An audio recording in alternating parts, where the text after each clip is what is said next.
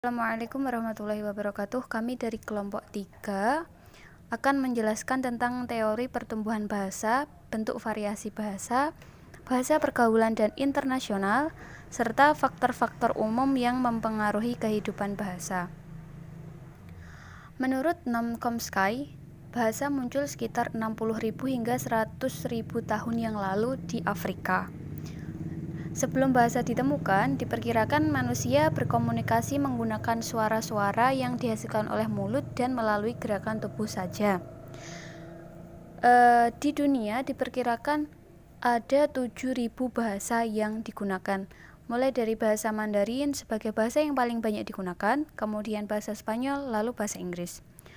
Nah, sedangkan bahasa yang beraneka ragam dan berbeda-beda di setiap negara disebabkan oleh isolasi budaya yang terjadi di zaman nenek moyang manusia. Pengembangan bahasa sendiri itu dimulai pada awal kehidupan manusia. Bayi memulai tanpa bahasa. Tetapi begitu berusia 4 bulan, bayi bisa membedakan bunyi suara dan mulai mengoceh.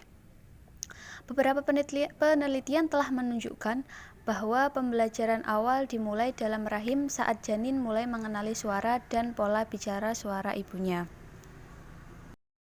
Terus kemudian variasi ragam bahasa.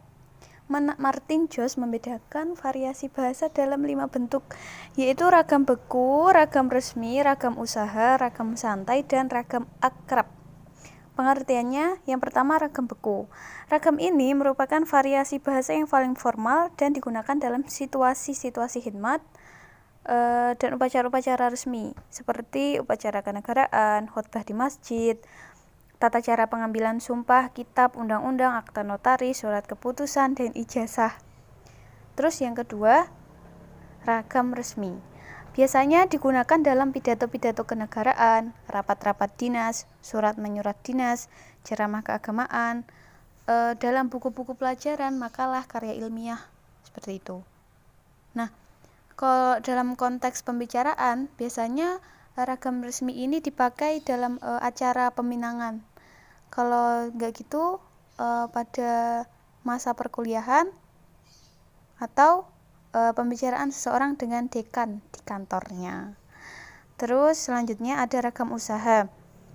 Ragam ini lazim digunakan dalam pembicaraan biasa di sekolah, seperti halnya rapat atau pembicaraan yang berorientasi pada hasil atau produksi. Jadi pembicaraan antara pedagang dan pemproduksi barang. Terus yang selanjutnya ada ragam santai.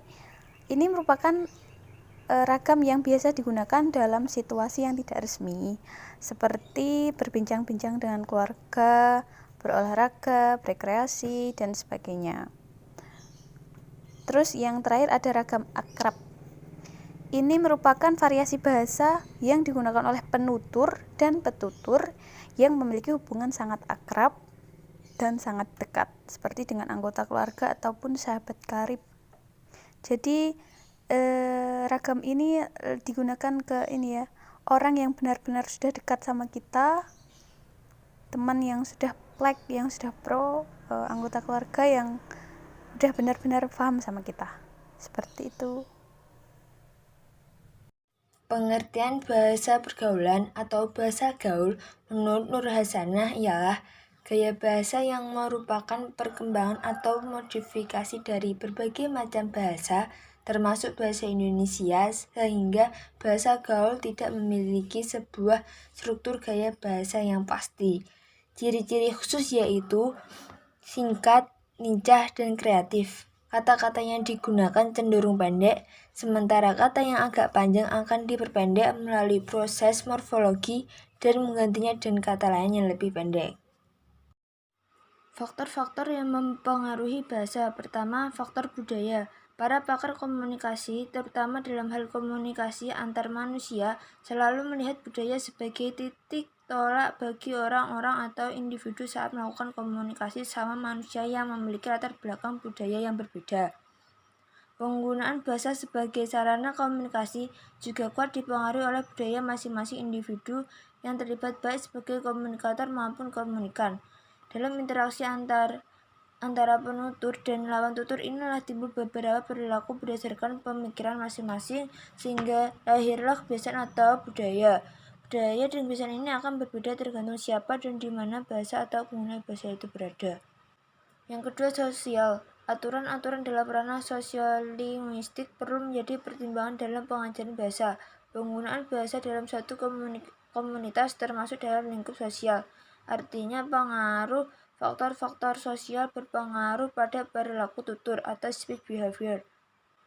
Yang ketiga, agama. Dengan bahasa kita bisa mempelajari sesuatu. Demikian pula dalam mempelajari agama.